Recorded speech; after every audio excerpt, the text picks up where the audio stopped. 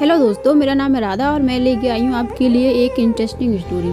राहुल त्रिवेदी नाम का एक होटल मैनेजर अपनी पत्नी, 2 बच्चे और बूढ़ी माँ के साथ दिल्ली में बिलासपुर में रहा करता था। उसकी माँ का नाम था सावित्री देवी। उन्हें शुगर और बीपी की बीमारी थी। उनके हाथ व मुँह की झुर्रियाँ साफ नजर आती थी।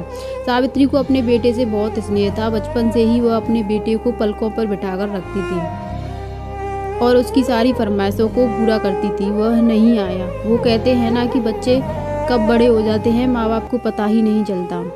राहुल एक अच्छी जॉब पर हो गया था और उसे अच्छी तनख्वाह भी मिलने लगी थी। एक दिन वह अपनी माँ से कहता है कि जब तक घर का मरम्मत का काम खत्म नहीं हो जाता, आप वृद्धाश्रम में रह लो। ममता से भरी माँ बेटे की बातों को सुनकर वृद्धाश्रम जाने को तैयार हो जाती है। उस बड़े घर में कई बुजुर्ग स्त्रियां और पुरुष भी थे।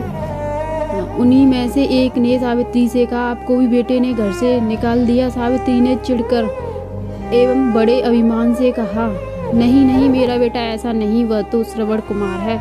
वो तो उसके घर में मरम्मत का काम होने वाला है, इसलिए 1 सप्ताह के लिए मैं यहाँ रहने आई हूँ, रहने दीजिए। सावित्री जी ने यह सब बहाने हैं। बुजुर्ग ने कहा। सावित्री का समय उन नए दोस्तों के साथ कटने लगा, पर उसका ध्यान घर पर ही लगा रहता था। 7 दिन बीत चुके थे, पर सावित्री का बेटा नहीं आया और न ही उसका कोई फ़ोन आया। तब सावित्री ने ही बेटे को फ़ोन लगाया और पूछा, कब आ रहे हो लेने? बेटे ने काम का बहाना करके फ़ोन काट दिया। वह नहीं आया। कुछ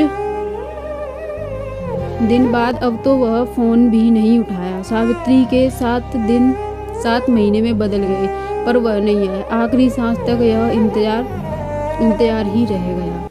thanks for watching. Subscribe for more. Thank you.